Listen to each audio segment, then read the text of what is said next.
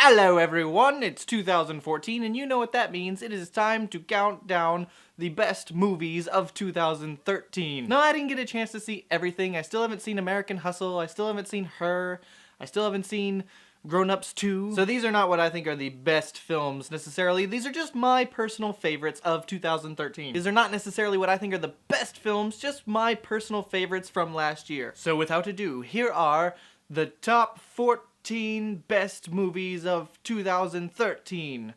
And I'm doing 14 because it's 2014 now and I don't really care.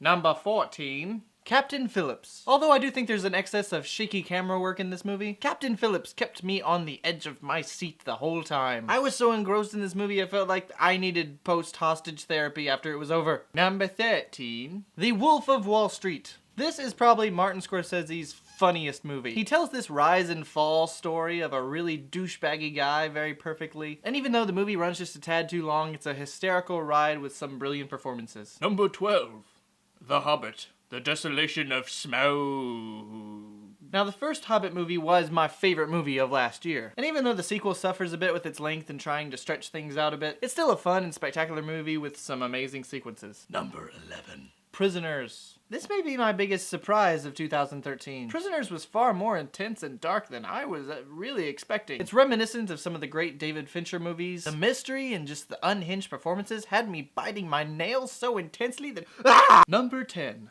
The Way Back. This was just a great feel-good summer afternoon coming-of-age comedy. It captures that feeling of being young and stuck with your family who you really can't stand in a situation that you just can't get out of. And another just amazing performance from Sam Rockwell. He steals the movie.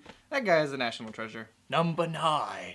Evil Dead, my favorite horror movie of this past year. Remakes are hard to pull off, but the remake of Evil Dead doesn't really try to be exactly like the original, but it still does what the original did best. It's shocking and it's just horribly, horribly bloody. Number 8, Saving Mr. Banks. I am a Disney nerd and Mary Poppins is one of my favorite films of all time, so you could say that I geeked out just a little bit during this movie. Tom Hanks just kills it as Walt Disney. Emma Thompson is fantastic. I mean, the scenes where they are writing the songs for Mary Poppins, it's so teary-eyed. It's just beautiful.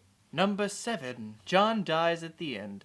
Spoiler. This came out really, really early this past year, and very little people saw it, but they should. It's a very strange science fiction comedy about drug use. It's kind of like David Lynch meets Hitchhiker's Guide to the Galaxy.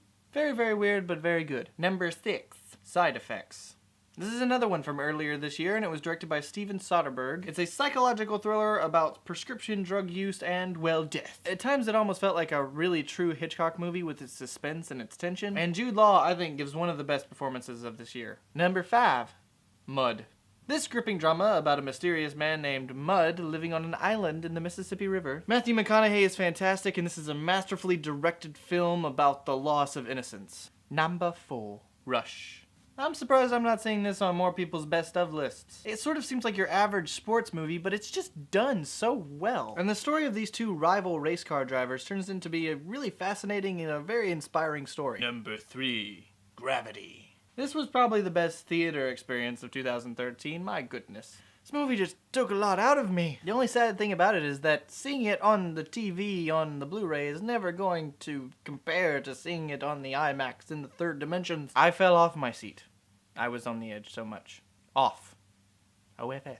Number 2. The World's End. I may be a tad bit biased here, but Edgar Wright is one of my favorite directors working today. And this comedy about a group of friends going on a pub crawl through their hometown only to run into robots is one of their funniest, and it's one of their most heartfelt. And number 1... I can't think of a movie that was more perfectly directed, perfectly acted, perfectly edited, perfectly made, and was so haunting and so impactful to me, and that's 12 Years a Slave. This is definitely not the most fun you will have watching a movie this year, but it's a film that's historically relevant, it's gripping, it's powerful. It was definitely my favorite movie this year. Thanks for watching. Sorry if your movie wasn't on the list. You can let me know in the comments what was your favorite movie this year, and then we can all have a better understanding of each other, and that will make the world a better place.